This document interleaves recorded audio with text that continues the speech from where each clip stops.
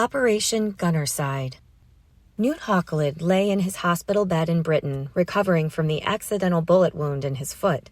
He was furious with himself for missing the chance to parachute into Norway, but he was about to get a second chance.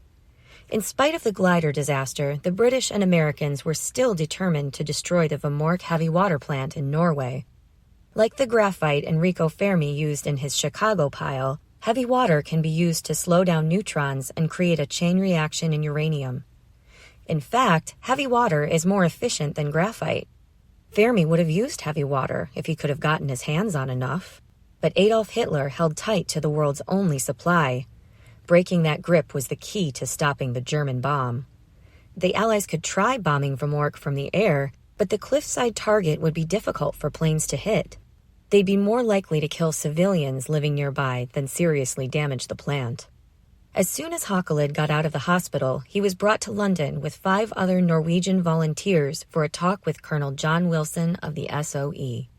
Wilson explained the new mission, codenamed Gunnerside.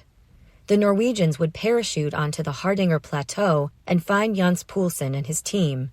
They were still camped somewhere on the plateau. Together, they'd ski to Vemork, bust into the building, and blow up vital equipment in the plant basement. Wilson told them about the glider operation. He told them the Nazis had executed every one of the British soldiers. "You must reckon," he said, "that the Germans will in no circumstances take any prisoners."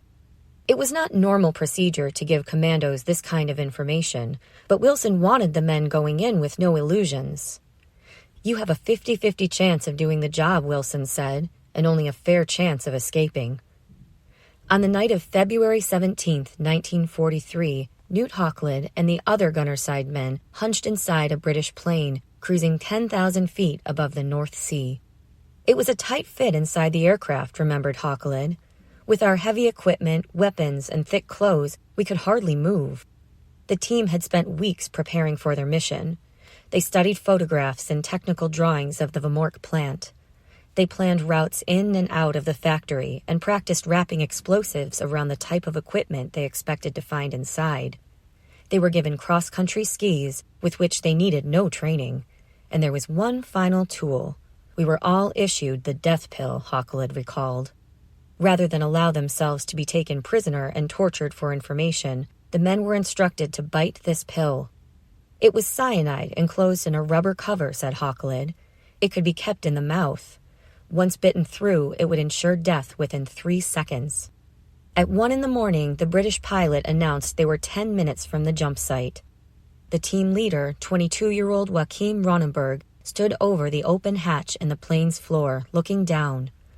The drop target was a frozen lake deep in the wilderness, hopefully far from any German patrols. No doubt the hearts of most of us beat a little faster at the thought that we were about to jump into the moonlight over heaven knew what, Haukelid later said. The warning lamp in the roof burned green, all clear. Ronenberg tumbled out first, then the others, and then crates of equipment. I felt the marvelous jerk, which told me that the parachute had opened, said Haukelid. Beneath me there was nothing but snow and ice. Here lay the Hardanger Plateau, the largest, loneliest, and wildest mountain area in northern Europe. Haukelid landed in the snow. The other men and the equipment glided down all around him. He got up and looked around at the low, snow-covered hills dotted with bare bushes. Clearly they were not on the frozen lake they'd been aiming for. "Do you know where we are?" said Ronenberg. Haukelid shook his head. "We may be in China, for all I know." It was obvious that we had not landed on the lake, Ronenberg recalled, but we didn't have time to worry about that. We had to gather our equipment and stow it away before daylight.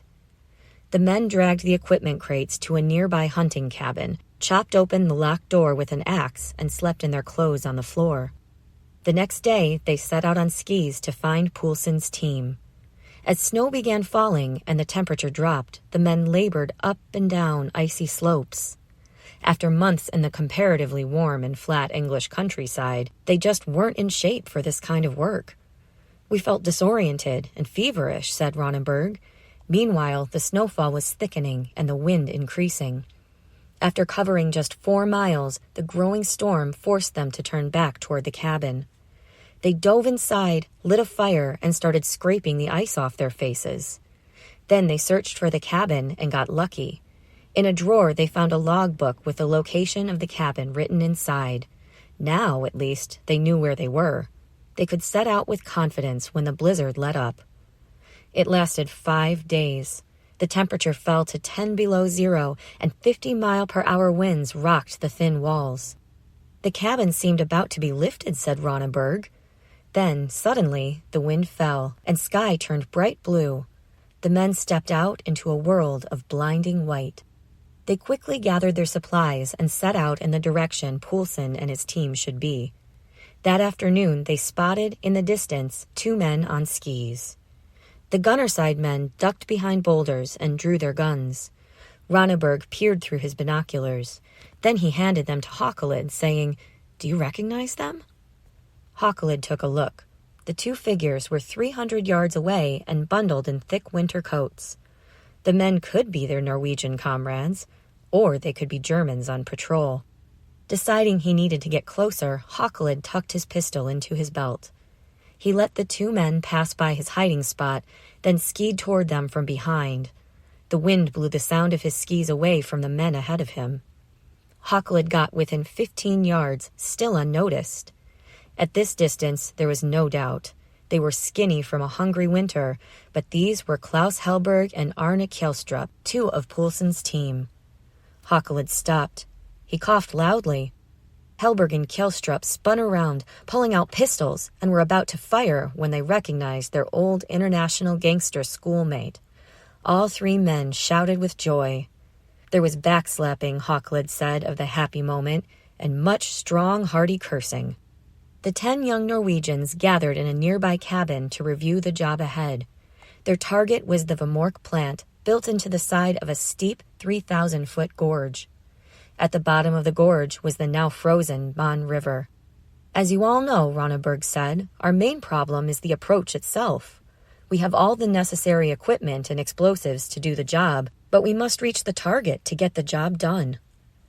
Klaus Hellberg had grown up in Reuniting, right near the plant, and knew the area as only a native could. There were only 2 ways to get at the place, he said. First, the way everyone went, across a suspension bridge over the gorge. The bridge led right to the plant, but it was patrolled by German soldiers. "Shooting the guards will create too much noise before we get inside the building," said Hellberg. Option 2 was to climb down the gorge, cross the river, and come up at the plant from below. "We know the Germans don't expect anyone to try that route," Hellberg said, "because the gorge itself is not patrolled." "It's the one weak point in the defense system around the plant," Ronneberg agreed. He divided the men into a 5-man demolition party, led by himself, and a 5-man covering party, led by Haukelid. Drawing diagrams of the plant buildings, he showed each man where to position himself during the attack. If the factory doors were bolted, he explained, rather than make noise blasting them open, they'd go in through an air duct that led into the main building. "There is just enough space for 1 man at a time to crawl through," he said. "If anything should happen to me, or anything should upset the plan, everyone must act on his own, with the goal in mind to complete the operation," Ronneberg insisted. "In short, if fighting breaks out, everyone must act on his own initiative in order to complete the operation." All were in agreement. "Finally, to repeat what we were all told in Britain," added Ronneberg, "if any man is wounded or about to be taken prisoner, he ends his own life."